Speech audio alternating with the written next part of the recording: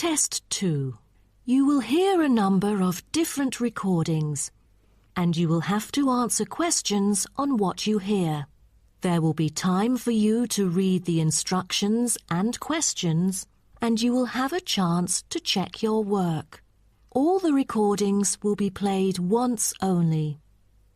The test is in 4 sections. At the end of the test, you will be given 10 minutes to transfer your answers to an answer sheet. Now turn to Section 1. Section 1. You will hear a telephone conversation between a teacher from the art centre and a female student's father about her art courses. First, you have some time to look at questions 1 to 3.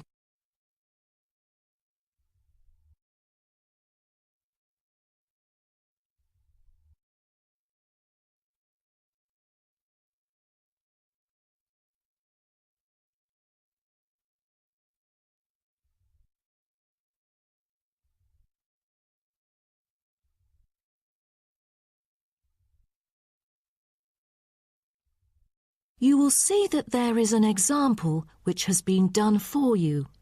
On this occasion only, the conversation relating to this will be played first.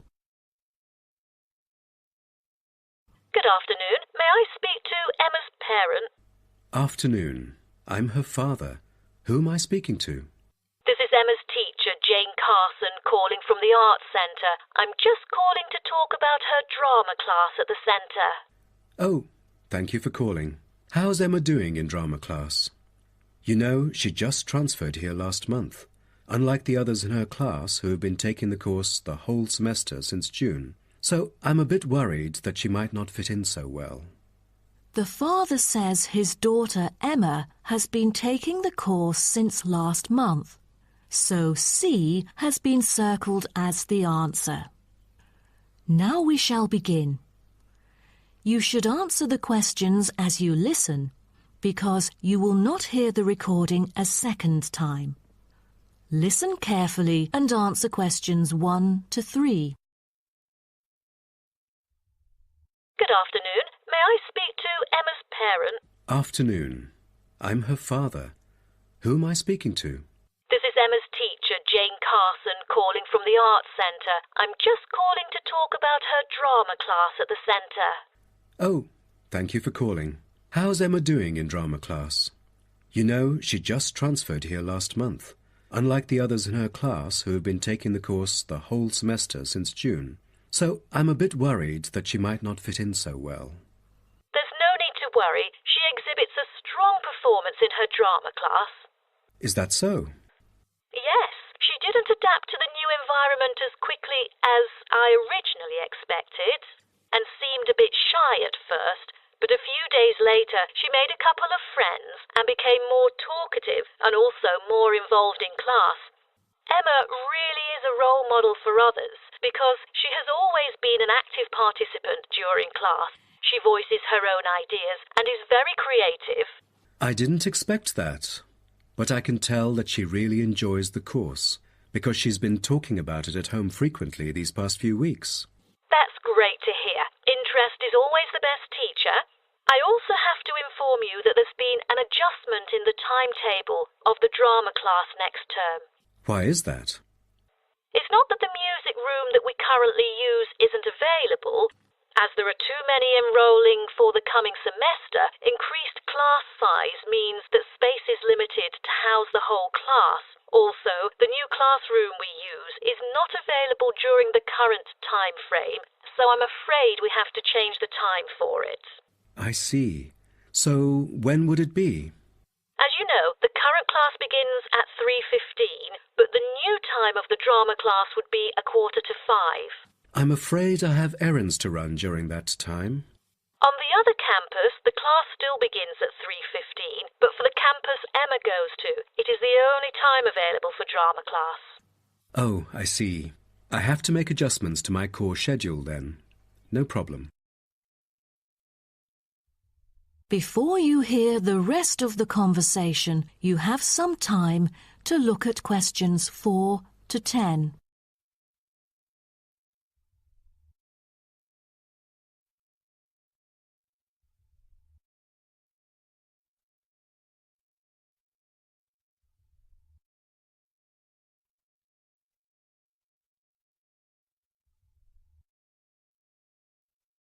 Now listen and answer questions 4 to 10.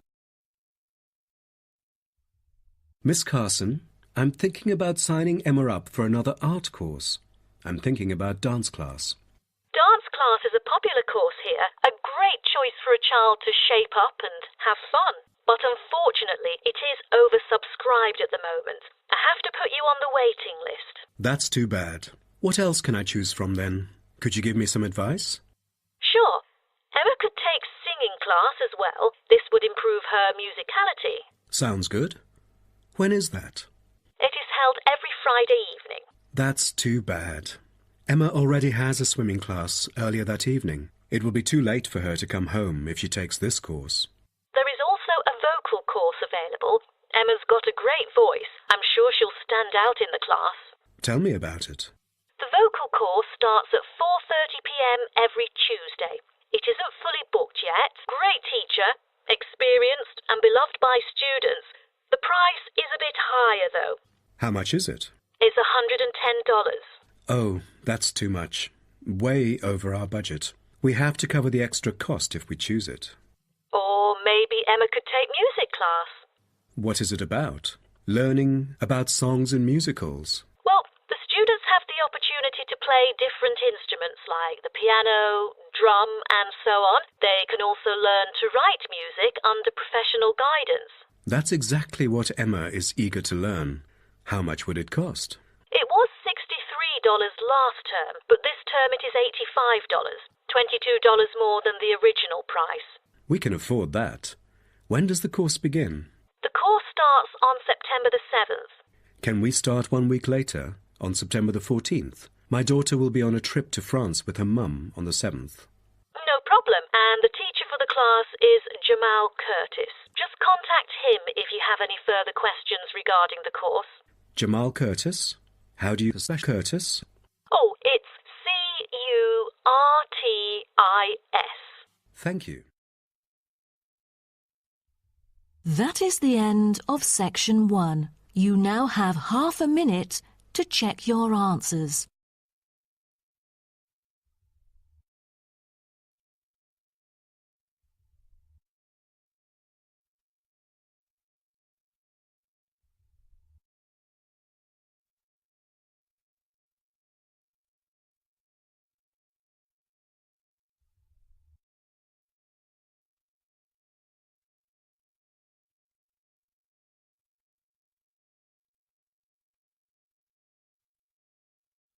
Now turn to Section 2.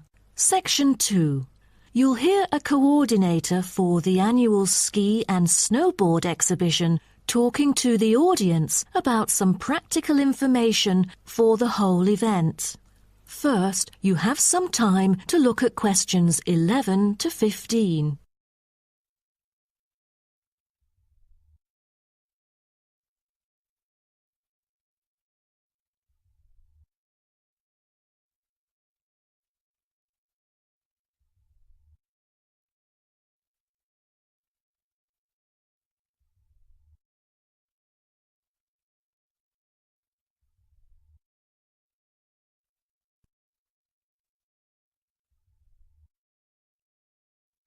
Now, listen carefully and answer questions 11 to 15. Good morning, everyone, and welcome to the annual ski and snowboard exhibition held from April the 8th to 17th. I am Mary Granger, coordinator of the event this year. The 10-day event features many highlights. As a snow sports lover, I know you are looking forward to a great time here. Now, I'd like to offer you some practical information about the whole event and what to expect from it. This might be the first time coming here for some of you, so for those who are still wondering about the right accommodation, I recommend Sky Hotel. It has its own health and sports clubs, just like most of the hotels here, but I love it because of its incredibly cosy beds. which guarantees good rest after an exhausting day of exploration. If you haven't brought your own equipment, like poles, boots and skis, they are available for purchase or rent at Ski Set or Snow Rental. The exhibition this year provides a colourful look into the history of skiing and an inspiring peek into the future prospects of the sport. Apart from the fascinating photo exhibitions and the most up-to-date skiing gear like always, this year we have added 4 computers which can imitate the process of skiing, ensuring the same physical activity and sensations that appear during the skiing process on downhill slopes. But I have to warn you that it might be quite time-consuming to line up for the free trial experience. Many have posed the question as to how to enter the skiing and snowboarding competition. Well, rather than filling out the back of the entrance ticket or bombarding the committee with emails, the most effective method is by checking out the exhibition newsletter delivered every month for availability. At the most beloved local event, the exhibition has also drawn attention from the press. Last year, massive media coverage was on the worrisome amount of snowfalls. In order to avoid the same predicament, several artificial skiing slopes have been built. With more participants this year, we have lowered the entrance fee, which has been widely reported to local newspapers. A bonus for our participants is the ski programme. It offers a wide variety of lessons and sessions with qualified instructors, ensuring that all ages and abilities are catered to, from the first-timers to seasoned amateurs. I strongly advise you to sign up for the programme, as it is offering an unprecedented 30% discount. That's mainly because we are cooperating with the programme organiser, who promises affordable prices only for the participants of the festival this year. Before you hear the rest of the talk, you have some time to look at questions 16 to 20.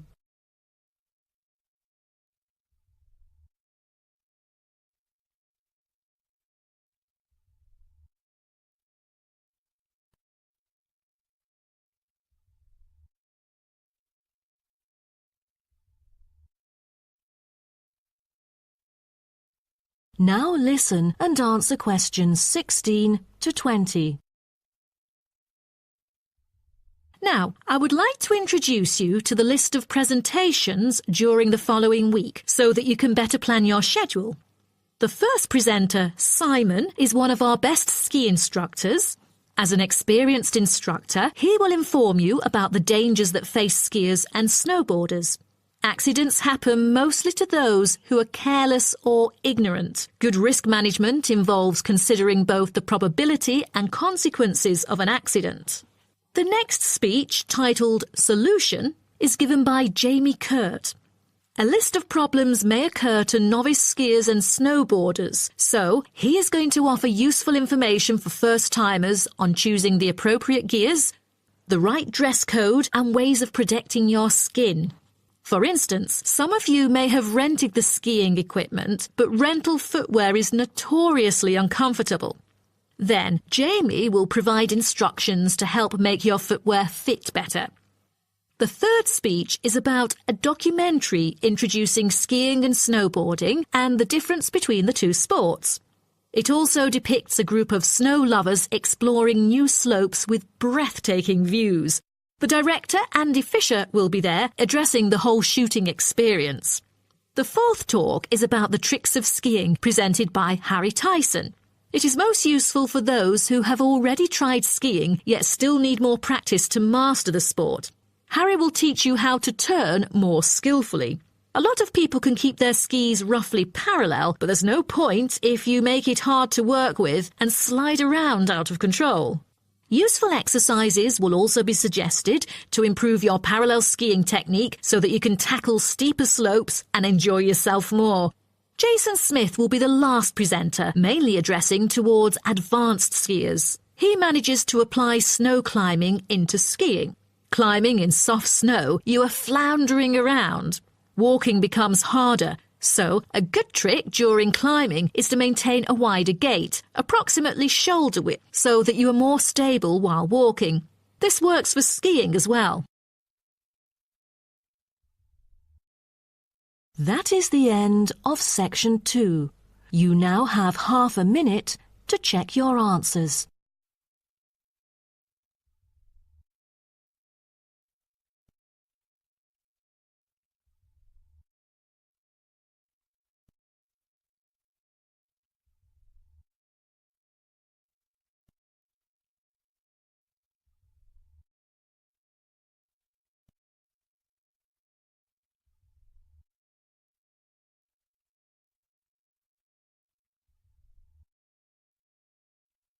Now turn to section 3. Section 3. You will hear a student called Jerry discussing a pedagogy course with his tutor. First, you have some time to look at questions 21 to 23.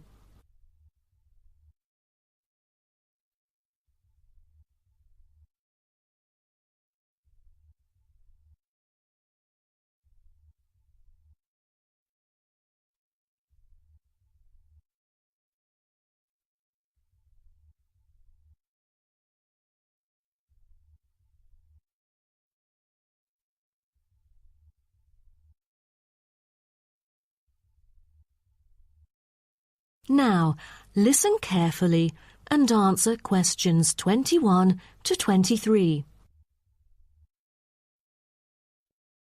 Jerry, how did it go with preparing your lessons? Is there anything you would like to discuss? Well, this is actually the first time that I have ever taught in an elementary classroom. After 8 years of learning pedagogy, I want to practice what I've learned in an instructive manner. But I'm a bit stuck right now. The topic I want them to research is a bit hard for pupils. I'm afraid that they won't be able to handle it on their own. So I need new ideas on designing more effective teaching methods. Mr. Carter, do you have any suggestions? Well, you should probably read this book called Professional Learning, written by J.K. Simmons. He is a professor who just transferred here last semester, but is already popular amongst the students for his creative teaching methods. There is an extensive range of learning approaches mentioned in the book, including approaches for team research, which might be helpful to you. You mean dividing the students into groups to do research? I've never thought of this before. How does it work? Professor Simmons has already demonstrated how efficient this approach can be. Basically, it aims to increase cooperation between students so they can present the results in a collaborative fashion. It helps them to develop their own voice and perspective. I'll check out the book as soon as possible. It seems I can borrow some of the essential concepts and work them into my course design. Before you hear the rest of the talk, you have some time to look at questions 24 to 30.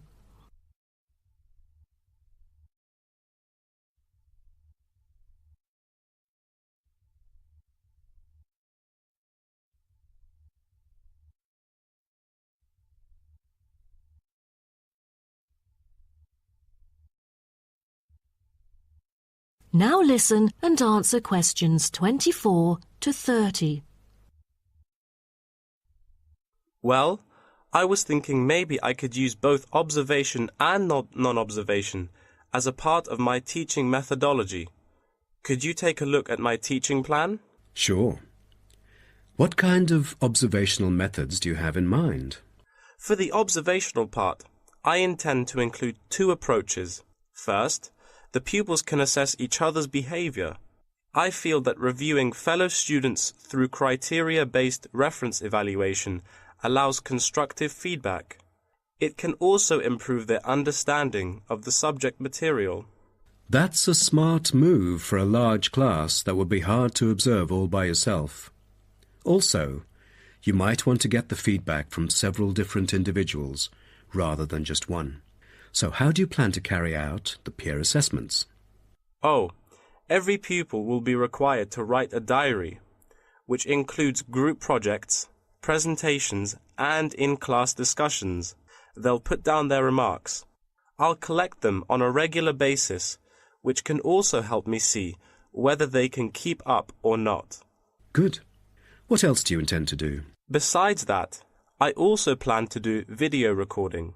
I've already purchased a camera, just in case I miss anything important. I can go back and review their performances anytime I want. Would you record every in-class activity? No, I'll just keep track of an in-class simulation, which would require every pupil to fully participate.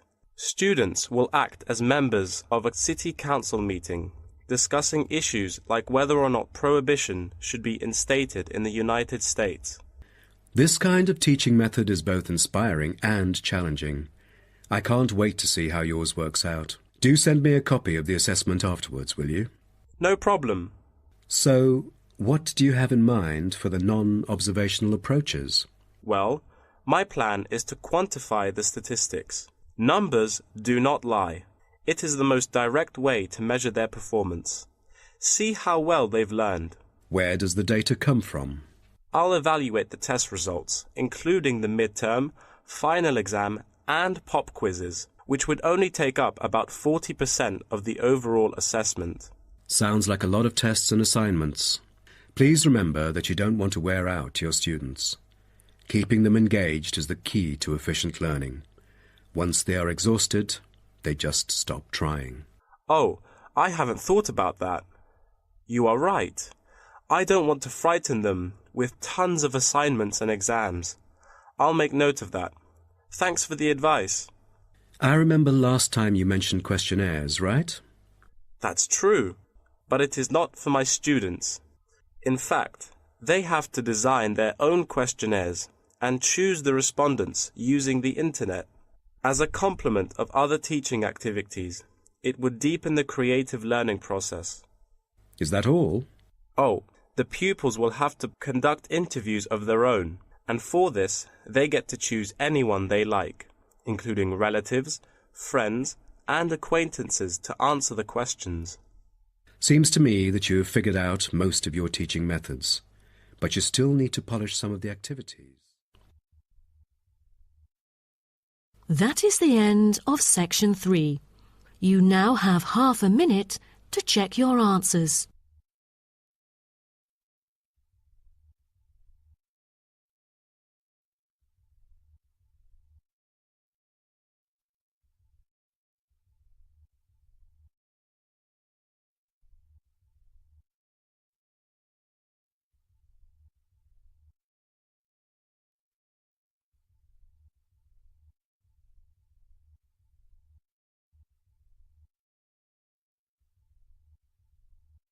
Now turn to section 4. Section 4.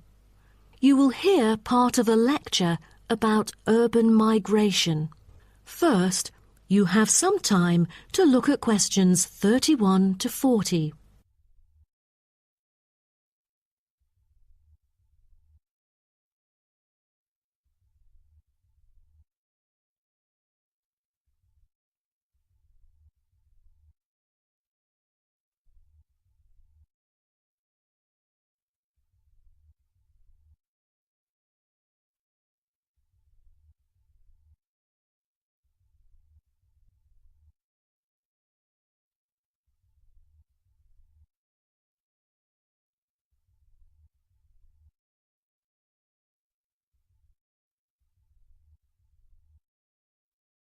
Now, listen carefully and answer questions 31 to 40. Good afternoon, and welcome to my talk on urban migration today. The world has experienced unprecedented urban growth in the recent decades. As much as 3% of Earth's landmass has been urbanized, an increase of at least 50% over previous estimates. Today, people living in cities already outnumber those in rural areas, and the trend does not appear to be reversing. In addition, cities have larger amounts of carbon consumption than rural areas. This is a result from two major aspects. First, with the increase of urban population around the world, the massive construction of urban infrastructure and residential housing is hard to avoid. Second, urban households have a higher rate of car ownership and use more gasoline products. Even though rural exodus is often negatively judged, there are also benefits of migration shared by the local environment and the society as a whole. Well, firstly, global trends of increasing urban migration and population urbanization can provide opportunities for nature conservations, particularly in regions where deforestation is driven by agriculture. As rural dwellers leave their homes, local forests are left to recover. What's more, it is easier for city dwellers to get around. Living in the country means transport can be very difficult. For instance, after midnight, there are no buses or taxis in the countryside. However, there is still a number of public transport modes to choose from in the city. Finally, with more funds and advanced technology, cities endeavor to produce clean energy. New power plants have been built to take harmful methane gas created by the decomposition of rubbish and convert it into electricity. By doing so, an important greenhouse gas is turned into useful energy rather than being directly emitted into the atmosphere.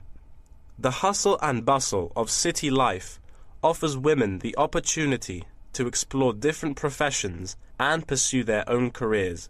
Women in cities work as engineers, managers, and even football players.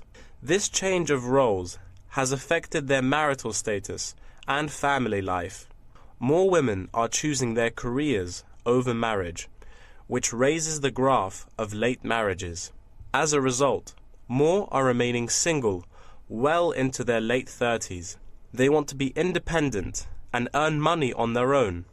It is also easier for them to get a promotion while working in the city. Women are slowly achieving wider participation at work, while in rural areas, the mindset is still very conservative.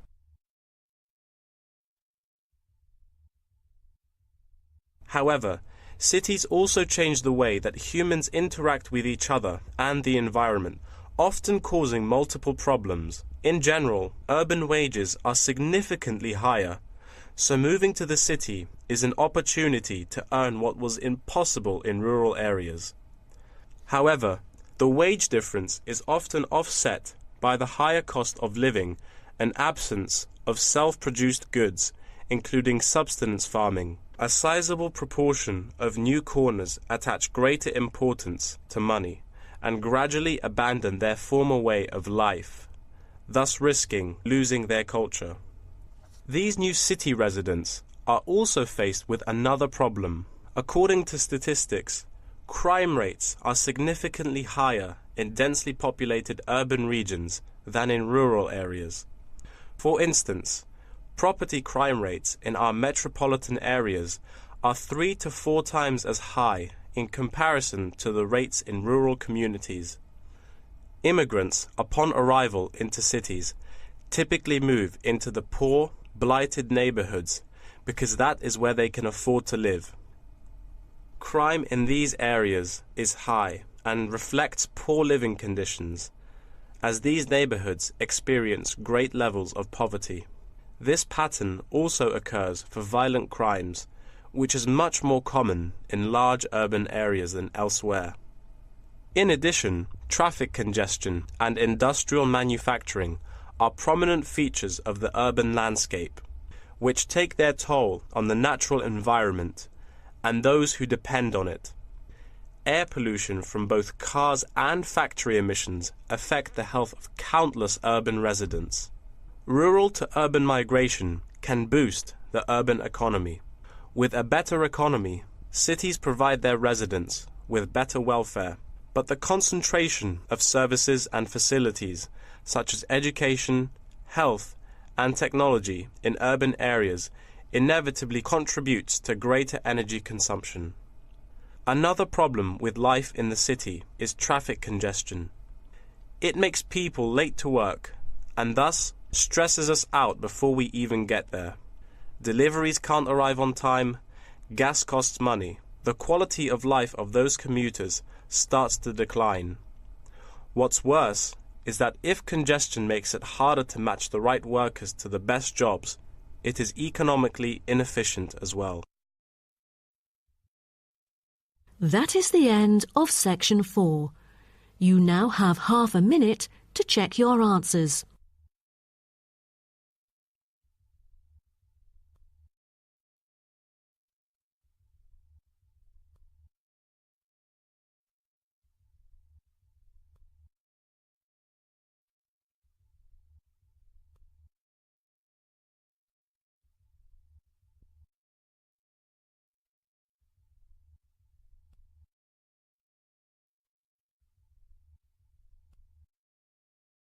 That is the end of the listening test.